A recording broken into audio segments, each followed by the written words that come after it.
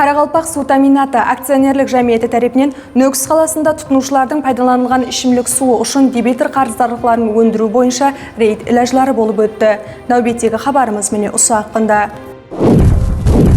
Рейдлер дауамында пайтақтымыздың Шымбай Гүзары, Жасыл Бақ, Құтлы Макан, Алланияз Қаһарман, Ұзынкөл, Жаңа Базар, Бозауыл, Құрылысшы, Алмазар, Қосбұлақ, Телеорай һәм Құмбыз ауыл махаллелеріндегі шаңарақларда қадағалау жұмыслары алып барылып, жауапкерлер тарапынан су сақлағышлар, қарыздарлық һәм тармақлардан пайдалану жағдайы тексерілді. Мағлумат үшін бүгінгі күнде Нөкіс қаласында физикалық һәм юридикалық тұтынушылардың саны 84 мыңнан асам. Ішімлік суы үшін қарыздарлық болса 9 миллиард сумға жеткен. Дәслепкі рейд ілажлары дауамында тұтынушылардан 400 миллион сумға шамалас қарыздарлық өндіріліп алынды. Сондай-ақ ішімлік суы тармақларынан низамсыз пайдаланудың 5 жағдайы анықланған болса, және 25 түрлі низам бұзушылық жағдайлары тізімге алынған.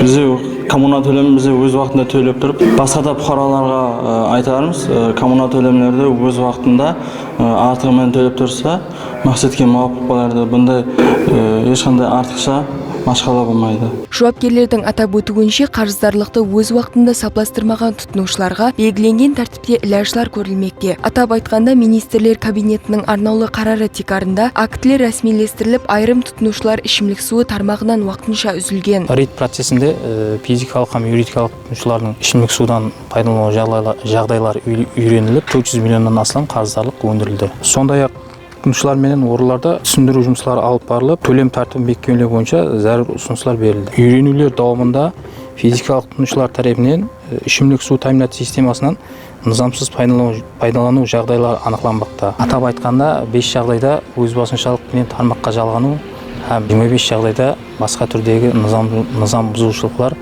анықталып, тиісті тәртіпте далатнамалар рәсмилестірілді. Бұндай рейд ілажлары Нөкіс қаласының басқа да аймақларында да дауам еттірілуі режелестірілген.